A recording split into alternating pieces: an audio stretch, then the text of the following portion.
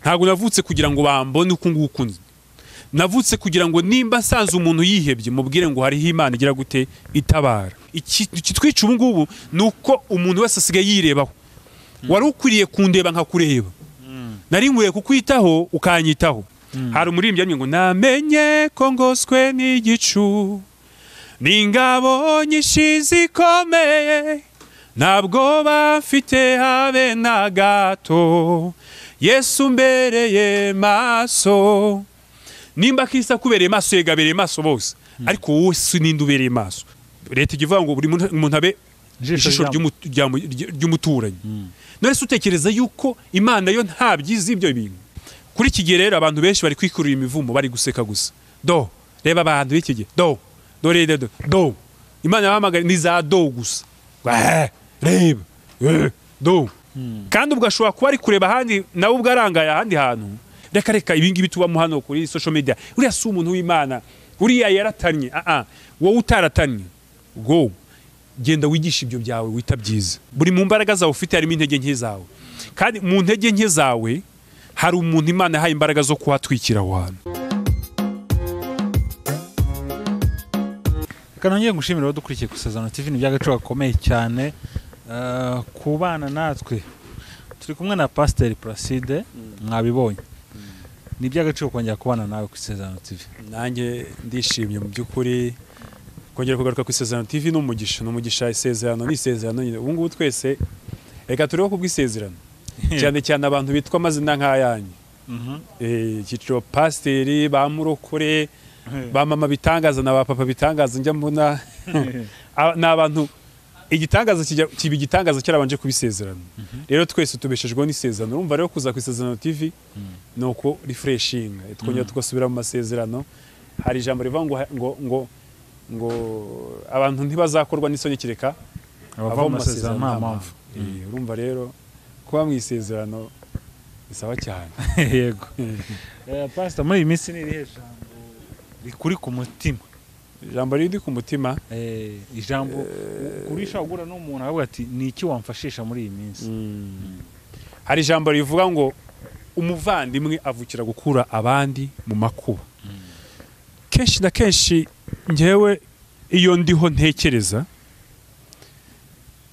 impamvu ndiho. Ngatekereza n'impamvu turiho twese. Ngatekereza ubundi Imana ijya kuturema yadushakaga mwiki. Yari dutegereje mwiki. Niki yashakaga ko tubona mu bandi. Kuko ijambo ry'Imana riravuga ngo umuvandimwe avukira gukura mu bandi mu makuba. Urumva? Niba avukira gukura abandi mu makuba, Imana ikaba yaravuze ngo tureme umuntu asa natwe mu ishusho yacu, ase natwe, narangiza agiye gutwara kuko natwe turi abatwari. Bitasanga kugeza uyu munsi wa none Yesu tumufata nk'umucunguzi wacu kandi nako biri. Yaje gucungura twe ku bwacu, avuka ku bwacu, arangije apfa no ku bwacu. Bivuze ngo njyewe ubwanjye nkwiriye gutera ikirenge mu cya Kristo. Ijambo ry'Imana rivuga ngo kuko ari we mfura muri bene se benshi. Tukaba turi abavandimwe ba Kristo. Data akaba ari umwe. Bivuze ngo rero nanjye icyo Kristo yaje gukora nicyo nanjye naje gukora ku isi. No kuvuga ngo waje kurangira byaje kurangira se cyangwa se iyo ubitekereje ubona igisubizo? Igisubizo nta kindi. Nuko ndiho ku bwawe nawe uriho ku okay. Reka mbe ndetse kugushinja ibyumbereyeho, ariko giye mbereyeho umuntu runaka. Nuvuga ngo umuntu Imana ijya kureba umuntu mu mugambi wayo nuko uwo muntu iremye ariho kubw'umugambi w'undi muntu. Kubw'undi muntu. Reka dusobanura aho hantu. Kambisobanure neza. Bibiliya niba yavuze ngo niba twitwa abana b'Imana, reka wenda mbisobanure, tukaba turi abana b'Imana na Kristo akaba ari umwana w'Imana. Akaba yaraje gucungurira Imana bene se. Uko byumva? Yego. Aravuka ku bwanjye no ku bwawe kugira ngo tubone ubugingo buhoraho. Nukuvuga ngo nundi ugomba kuvuka afite imisiyo nk'iyo ngiyo ya Kristo. Muri sector zose zitandukanye z'ubuzima butandukanye. Kubyumva? Yaje kugira ngo mbone ubugingo buhoraho. Nanjye naje kugira ngo hagire undi muntu ugira ikintu abona kandi kimuteza imbere cyangwa kigeraho kimuvana cyangwa kibugeza yaba mu mubiri cyangwa mu mwuka. nicyo mbereyeho. Ntago mbereyeho kurya cyangwa kunywa gusa, ibyo mbirya mbinywa kugira ngo ngere ku Imana yandemeye. Hariho agakorasi ko yaduririmba cyangwa se turamye ko ubu ngundi umuramyi n'ubundi ntago nabiretse. Nta kindi twaremewe guhimbaza Imana. Ukanura kumva Imana ni ryari himbazwa cyangwa se guhimbarwa n'iki? Iyo umuntu agukoreye ikintu kikakunezeza, hari ukuntu umuntu yavugaga nk'ibintu cyangwa uri kubona abantu bari kuganira hariya baseka nawe useka, ukabona umuntu ngo yahimbawe. Uhimbarwa n'icyagiye nyine ubona umuntu afite umunezero n'ibyo abandi bantu barimo bakora bikamushimisha, nicyo bita guhimbarwa. Cyangwa se umuntu yabyina kwa kundi intore zabyinaga ngo umuntu agahimbarwa, hari igihe ngo umwami yahimbarwaga akagaba, agabira umuntu umuhimbaje. Guhimbaza Imana rero ntago ari ibingibi tuvuga ngo turatera amakorasi ngo turangije kuramya mu rusengero ngo dugurikijeho guhimbaza Imana. Guhimbaza Imana ni igihe nkoze ikintu kinezeza, kandi ikintu cyose kinezeza Imana nicyo nkorera mugenzi wanjye, kuko Imana ihimbazwa nuko undi muntu muri twebwe anezerewe. Kubyumva neza? Reka bisobanure. Nge ndi umubyeyi mfite abana, iyo umwana wanjye anezerewe nawe ubunezerewe. Baca umugani, hari umugani bacaga ngo ushaka kurya k'umukungu ngo amyira umwana we. Ushaka kurya icyo umukire cyangwa umuntu ufite, ugomba ushaka ukuntu yegereza umwana we, ujye umumyira rwose, abone yuko umufate neza, abone yuko utamunena. Yego, ni ukuvuga ngo n'umuntu wese ubayeho ushaka kurya k'Imana, ni ukureba muri ba bandi batitaweho, ba bandi batabona umuntu ubabwira ijambo ryiza, ba bandi batabona ubagaburira, ba bandi batabona umuntu ubahumuriza, ukabahumuriza. Aho ngaho nibwo uri kurangiza inshingano zawe ku isi. Ariko guhimbaza Imana, niba twaremewe guhimbaza Imana, ni ugukora icyo Imana yifuza ko twagakoze. Mbese hahandi ukora ikintu Imana ikavuga ngo yaba nanjye ari jyewe ubwanjye uba uri hariya, ni kiriya mankoze. Niba umuntu ashonje, icyo Imana yagakoze se ni igisuka umugaburira. Niba umugaburiye, ni ukuvuga ngo ubukoze icyo Imana yagakoze yaba ariyo yizi. Mu magambo make, uri Imana, ni Imana muri wowe. Ni ukuvuga ngo umwana wese agomba gukora icyo se yagakoze igihe ageze. Tuvuge nk'urugero, niba umwana ageze ahantu abakozi bari gukorera urugo nk'abahinzi, kera bakigira abahinzi cyangwa se kampani ziriho arabazigira. Umwana niba ageze ahantu agasanga amafaranga ntibarahembwa, agomba kuvuga ngo nimuhembe abakozi. Icyo so yagakoze akaba aricyo nawe ukora. Ngiki kintu twavukiye rero. Ntago navutse kugira ngo bambone uko nguko nzi. Navutse kugira ngo nimba nsanze umuntu yihebye, mubwire ngo hariho Imana igira gute itabara. Niyo mpamvu buri muntu wese Imana imurobanura ikamushyira ahandi, ikamubwira ngo genda ubwiriza ubutumwa bwiza, nicyo nge nguhamagara, nicyo nakuremeye. Aho rero iyo ndi kubikora, ndi gukora icyo Imana yandemeye gukora, nicyo kitumye ndiho. Igihe kizarangirira zava kuri iyi si. Hari undi muntu nawe rero Imana yaremye ngo nawe ankorere nk'ibyo ngomba gukorera abandi. Bibi ruhererekane, nicyo kizatuma, ibyo byatuma bibamutse bishizwe mu bikorwa, nta muntu ubaho afite icyo akennye, abe mu mutima cyangwa mu mubiri, abe mu mwuka n'ahandi hantu. Mu gihe cyose wanejeje nkanezeza undi, n'undi akanezeza undi, nta kindi kibazo cyabaho. Ikitwica ubu ngubu ni uko umuntu wese asigaye yirebaho. Wari ukwiriye kundeba nkakureba, nari nkwiye kukwitaho ukanyitaho, ibibazo byanjye bikaba ibyawe, sibyo? Yesu yageze kwa Lazaro, amubwira ati Lazaro yarapfuye, ngo ararira. Yarazi ko abasha kumuzura, ariko agomba kubanza kurira kugira ngo agaragaze urukundo yari afite. Yaragize gute? Yari afite. Lazaro nawe rero baririye Lazaro bagiye kuzura, ugomba kuzukira kuririra undi muntu, kuko bavuga ngo wiba ahetse ababwiriza uri mu mugongo. Niba koko turi abana b'Imana, koko tugomba gukora nk'iki Imana yagakoze, yaba turi hano ku isi. Ariko ndabizi neza harimo abantu badashaka kubyumva, kuko nyumva ngo mbereyeho jyewe. What? So what? Niba se wariye, niba wananyweye, niba wambaye neza, bimariye iki undi muntu? Byambare, ariko ugiye kureba undi muntu. Tera agaparufe kawe, fresheri zawe, ariko byose bikorerwe ku bwa papa se, kuvuga ngo hari umuntu ngomba gukura mu makuba yiwe. Uko Kristo yaje akora, niko natwe tugomba gukora. Ijambo ry'Imana rivuga ngo Kristo niwe mutwe w'itorero, natwe turi ingingo ze. None se niba ingingo arizo zishyira mu bikorwa umutwe ibyo watekereje, tukaba atari byo turi gukora, ahubwo tukaba turimo turavuga ngo ni bibi byanjye byigwizeho bibi byanjye ntago ari cyo twaremewe kugira ngo tubihabwe tubitange ubyakiriye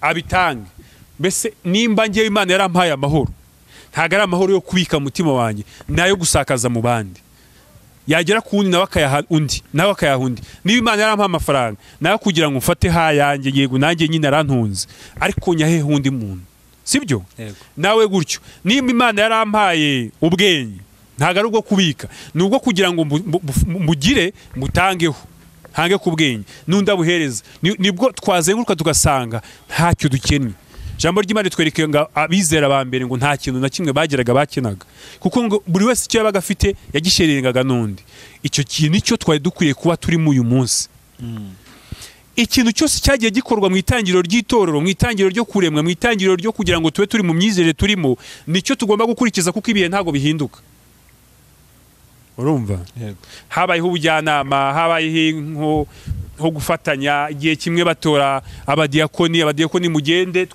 intumwa tuzajya twahamagariwe kwigisha mwebwe muzajye mugabanya ibyo byo kurya uri kumva buri wese afite icyo akora buri wese afite ikintu ashinzwe mu itorero rya Kristo no muri iyi si rero buri muntu wese waremwe uri hano ku isi ntago yaje kurya no kuryama n'uwo yahaye televiziyo ngo agirirwa yireba abyuka ajye ku kazi kiwe agakore ku bwa boss avuga ngo gukora akazi kabandi ngo reka ngende shango njye ku kazi kabandi sakawe ngo nakabandi kandi wowe gahemba niwo gatunze ngo nakabandi ubu niba ndandi kuvuga ijambo ry'Imana ndi kuvugira Imana reka nge shange kuvugira akazi ka Yesu shana akabandi n'iby'Imana n'ibyanjye n'ibyo uzakomeza mpaka kuko icya data nicyo cyanjye ni nawo umurage wanjye ngiyi impamvu rero turi hangaha abantu se buriya impamvu bari ku isi barayumva cyangwa se barayuzuza impamvu yawe kwiba kuri isi ngira ngo ntibarayumva benshi harimo abayizi ariko harimo n'abatayizi ni nayo mpamvu turi kubivuga kano kanya kugira ngo udukurikiye abyumve abikurikize ni nayo mpamvu Imana ibabishyize ku mitima yacu kugira ngo tuze tubivugeho twibutse abantu impamvu Imana ishyiraho urugero iyo igihe cy'umusoro kigeze cyo gusora njya numva amamodoka n'amatangazo ari mu mamodoka avuga ngo itariki za nyuma zo gusora ni izi ngizi niyo mpamvu natwe Imana iteka ryose ihora dushyira hano hantu nkaba ndi ahangaha ku isezerano nkaba ndi ahangaha ushobora kunsanga mu rusengero ahangaha runaka ukaba ushobora kunsanga kuri telefone yanjye runaka ahantu turimo tuvuga ibintu nk'ibi ngibi ni ukugira ngo abantu bibuke n'abatarageze babimenya bakiri mu bujiji bajijuke bibuke ko impamvu ariho ntago ariho kubwe kuko Yesu amubereyeho hari umuririmbyi ngo namenye ko ngoswe n'igicu n'ingabo nyinshi zikomeye ntabwo bafite habe na gato Yesu mbereye maso nimba Kristo akubereye maso yegabereye maso bose ariko wowe ninde ubereye maso ku ruhare rwawe rw'ikigero ubasha gukoraho ninde muntu uvuga uti ngo ndamureberera kuri ibi ngibi buri wese agomba kugira abera amaso se yego leta ivuga ngo buri muntu abe ijisho ry'umuturanyi none se utekereza yuko Imana yo ntabyizi ibyo bintu erega nta inspiration ziza ushobora kugira itavuye ku Mana kandi kiva ku Mana igikeneye kuri twese wabyumvise Imana cyo ishaka ko kigera kuri bose umwizera wese akimenye akigenderemo no kuvuga ngo nyitaho nkwiteho nkunda ngukunde ndwanirira nkurwanirire ngirira ibyiza nanjye mbikugirire cyangwa mbigirira undi sibyo kuko imbuto yose ubibye ukayibana urukundo ibizera uyu munsi nimba hari umwana ukiri mutoya wenda w'imyaka 10 n'ingahe mbibyemo imbuto yo gufasha cyangwa se yo nkamukorera ikintu wenda urugero niba afite ikibazo cya minerval urayimwishyuriye niba afite ikibazo cyo kurya urakimukemuriye nimba afite ikibazo cyo kuyabuza ababyeyi akiri mutoya adafite umugira inama ngo amwereke ibiri hanze ahangaha ibyo umukoreye ahita yumva ko ari kisiteye nawe ubwo akumva kagomba kugira gute kubikorera abandi uko rero niko kubiba imbuto nziza igihe hari igihe rero kizagera cyagiye cya nyuma cyo ku munsi w'imperuka, kenshi niyo mpamvu Yesu yavuze ngo bamwe bazatungurwa, ngo bazavuga ngo twarahanuraga twagiraga gutyo. Ibyo wowe nibyo wahisemo gukora cyangwa uri gukora ibyungura abantu benshi? Ntago turiho kugira ngo dukore ibikunzwe n'abantu benshi, ntago turiho kugira ngo dukore ibyo abantu bita byiza cyane, turiho kugira ngo dukore icyo tukwiye gukora gifite umumaro. Reba ibifite umumaro kuruta ibyakugaragara neza. Urumva habaho akazi k'umungara, hakaba n'akazi gasa nk'aho ari ak'igisuzuguriro. Tuvuge nk'urugero, umwubatsi iyo yiyubaka aba yanduye, n'akazi kadashimishije, gasa nk'agasuzuguritse. Ariko noneho twese ntituba dushaka kugira ngo uwo yashyize ku gikwa ngo agikorereho, uyashyize mu kiyede ngo agikoreremo, ahubwo twe dushaka gukora ibintu bituma tuba turi smart mwanya wawe. Ubwo se mu kanya rutanze urugero nko guhanura. Guhanura bwo ntago Imana ishaka kukuremera kugira ngo uzuhanurire abandi. Navuze ngo ntituba ari byo twese twifuza, ahubwo yabigeneye abikore. Uwahawe ibindi ntiyumve yuko biriya ari byo bikenewe gusa. Uwahaye kubwiriza ntiyumve ko uwigisha ari we ukorera ukorera ahantu heza. Uwahaye guhanura ntiyumve yuko uhugura ari we uhagaze mu mwanya mwiza, ahubwo wowe umwanya wawe uhagazemo ugire uw'icyubahiro kandi uwukoreremo neza. Imana izawugusangamo, igukurizemo, ukuzamuriremo. Si ngombwa ko mba kanaka kugira ngo mbe ngeze ku ntego zanjye, ahubwo icyangombwa ni uko mba mwiza mu byo nshoboye. Sinzi niba ubyumva. Kuba indakemwa mu byo Imana yaguhaye kandi ukabikorana imbaraga zose, hanyuma n'imbaraga zayo, kuko iyo uhagaze mu muhamagaro wawe cyangwa uhagaze mu Imana yagushyizemo iteka, Imana iraza ikakunganira bikagenda neza. Rero ndagira ngo mbwire abantu bari kudukurikira kano kanya ko niyicara atekereze ku kindiho muri 2021. Kuki maje kugeza imyaka 60, abandi muri 30 baritabye Imana, 20 ingahe? Kubera iki? Ufite imyaka 60, 70, hari amateka uzi, hari abantu bakeneye kuyamenya. Ibyo ngibyo wenda n'akantu nkomojeho, sibyo? Hariho impuguro zitari kutanga ubu ngubu bitewe na generation turimo, kuko ntazizi. Ni wowe wo kuzitanga, nuzitanga. Hariho inyigisho uyu munsi abantu batazi, ni wowe wo kuzigisha. Hariho ugufasha, hariho inguni ugiye uzi zikeneye zagiye zihomoka, zikeneye guhomwa. Reka kuri gutungira abantu utoki ngo abantu b'iki gihe ngo sinzi ukuntu babaye. Shaka ukuntu ushyiraho twikira. Ni umuntu bita ni Nowa cyagiye cy'umwuzure umaze kurangira, ngo yaragiye anywa inzoga arasinda. Asinze havamo umwana umwe araseka, abandi bazana umwenda baramutwikira. Urumva? Abatwikiriye ubwambure bwe Imana yabaha umugisha, uwamusetse yaravumwa. Kuri iki gihe rero abantu benshi bari kwikururira imivumo, bari guseka gusa. Reba abantu b'iki gihe, Imana yabahamagara ni za gusa. Reba nibyo gusa, aho kugira ngo apfundikire aho abonye harangaye.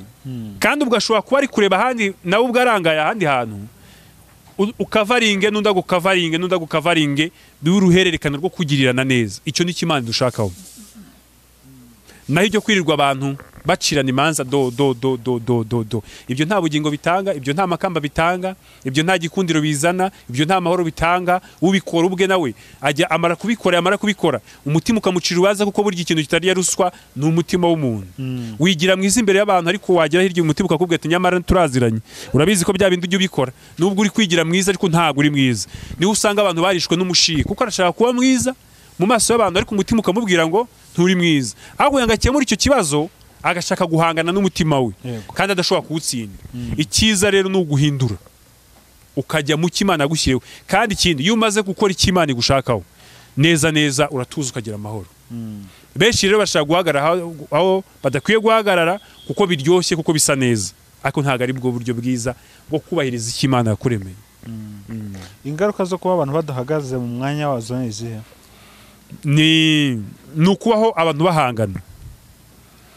iyo uhagaze ahantu iyo usanze umuntu uhagaze aho Imana yamushyirize wowe atari wagushyize wumva wamukura ku mbaraga kuko cyambere uhagaze mu mwanya wabikora neza kukurusha wowe uri kubirwanira. Hari abantu rero abantu batari mu myanya yabo ntago bakunda competition, ahubwo aravuga ngo muhirike.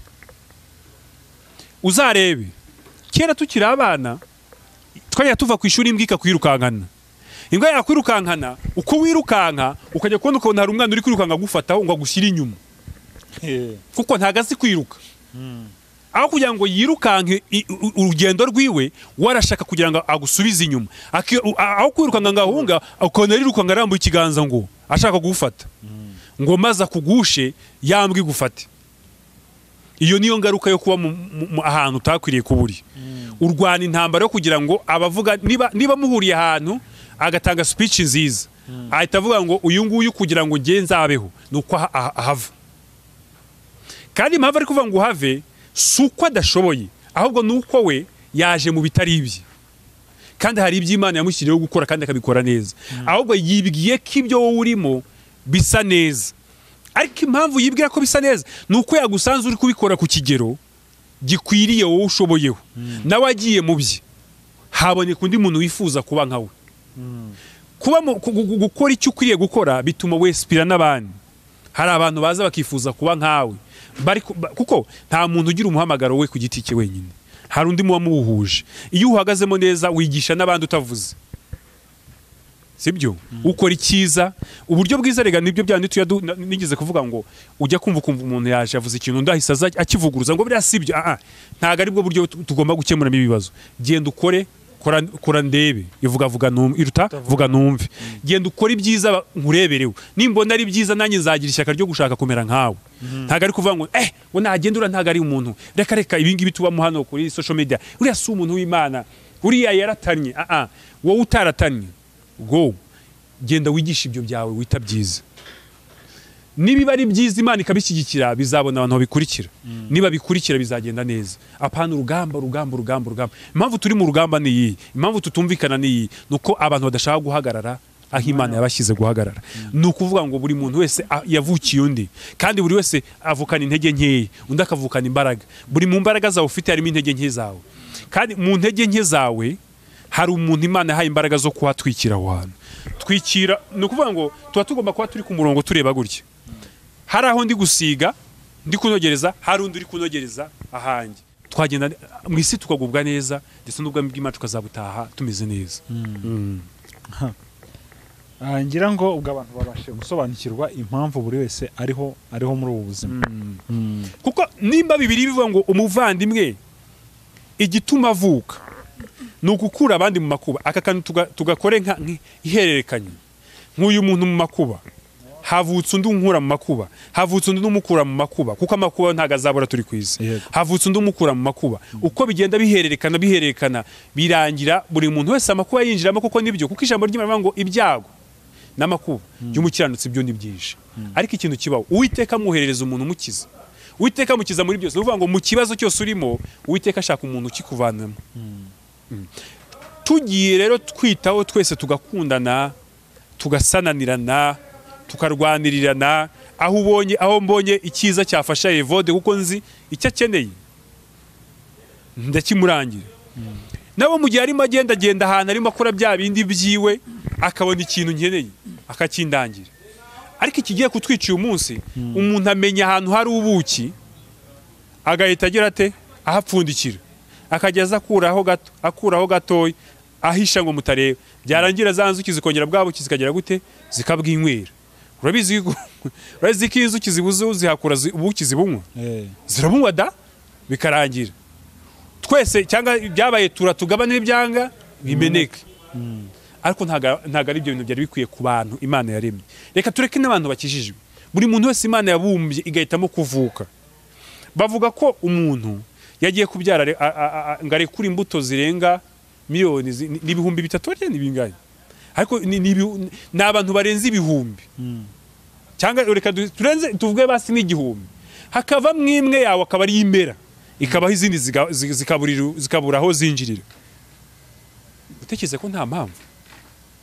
Iyo uje rero ntukora icyo washyiriye hano ku isi ubunanije wagushyizeho. yari yarakwize. Erega umuntu wese uri hano ku isi najya amenya yuko mu cy'Imana yamushyizemo ari icyizere Imana yamugiriye. Gutakaza cya cyizere wakugiriye icyizere ngo nuko wibonyemo intege nke n'urugero, ngo nuko wibonye ahantu wowe udashaka ko abandi bagera, izo mpamvu zose zikaza ziba inkomyi, no kudisappointinga cyangwa se gutenguha umuntu wakugiriye icyizere. Kandi we arabizi neza kuko niwe wakwiremeye, azi neza ko izo mbaraga zo gukora ibyo bintu uzifite. Buriya no mu bijyanye no gukiranuka, Imana izi neza yuko, urabizi ko Imana idukunda, twese turabizi. N'abatizera bazi yuko Imana idukunda nubwo batabyizera cyane. Noneho ikakubwira ngo kora iki kintu ukanga kugikora, kandi uzi neza ko wabikubwiye, akuzi neza mu rukundo rwe, azi yuko Imana ibwira Abisirayeli ngo nimugende.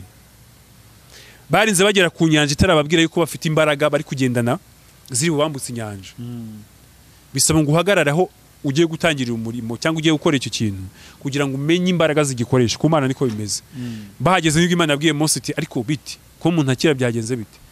Mose ati byakomeye, twageze ku nyanja dusanga amazi aruzuye, turebye inyuma tubona Farawo n'abasirikari biwe bameze nabi. Imana yavuga ati ariko harya ikintu ufite mu ntoki bakita igiki? Ati ni inkoni. None se wayirambuye hejuru y'amazi, si ukoresha buri gihe, rambura hejuru y'amazi, ararambura barambuka.